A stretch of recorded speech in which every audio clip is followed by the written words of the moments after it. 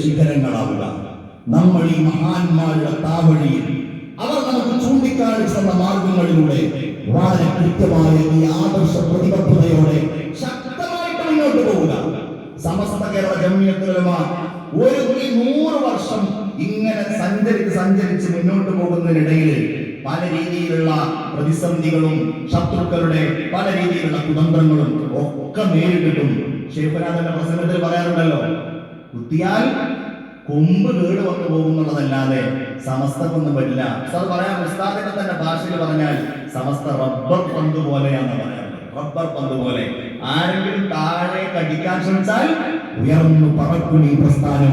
സമസ്ത കേരള ജംഇയ്യത്തുൽ ഉലമ എന്ന ഈ പ്രസ്ഥാനം അതേ ആദർശബോധത്തോടെ, സ്നേഹത്തോടെ, പ്രതിബദ്ധതയോടെ ഈ മഹാന്മാരുടെ പിന്നിൽ അടിയുറച്ചു നിന്ന് അതിന്റെ പ്രവർത്തകന്മാരായി മുന്നോട്ട് പോകാൻ നമ്മൾ ഓരോരുത്തരും ശ്രമിക്കണം. റഹ്മാനായ റബ്ബേ, അതിന്റെ ദർജയെ നീ ഉയർത്തി കൊടുക്കണേ തമ്പുരാനെ.